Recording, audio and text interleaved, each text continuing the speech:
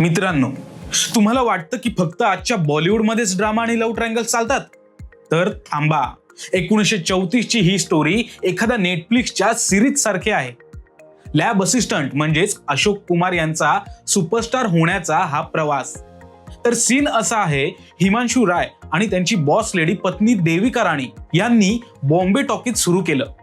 तिथे एक साधा मुलगा लॅबमध्ये काम करायचा. नाव होतं कुमुदलाल गांगुली. जवानी की हवा चित्रपटाचं शूटिंग सुरू होतं. लीड रोलमध्ये होती देविका राणी आणि हँडसम हंक नजमुल हसन. पण कॅमेऱ्याच्या मागे काहीतरी वेगळंच शिजत होतं. ही जोडी चक्क शूटिंग सोडून कलकत्त्याला पळून गेली. हिमांशू राय यांच्यासाठी हा मोठा हार्टब्रेक होता. खूप मनधरणी करून देविका राणी परत आल्या, पण नजमुल हसनचा पत्ता कट झाला. आता लीड हिरो कोण करणार? तिथेच एंट्री झाली आपल्या लॅब असिस्टंट अशोक कुमार यांची. दिग्दर्शक म्हणाला, हा काय हिरो होणार?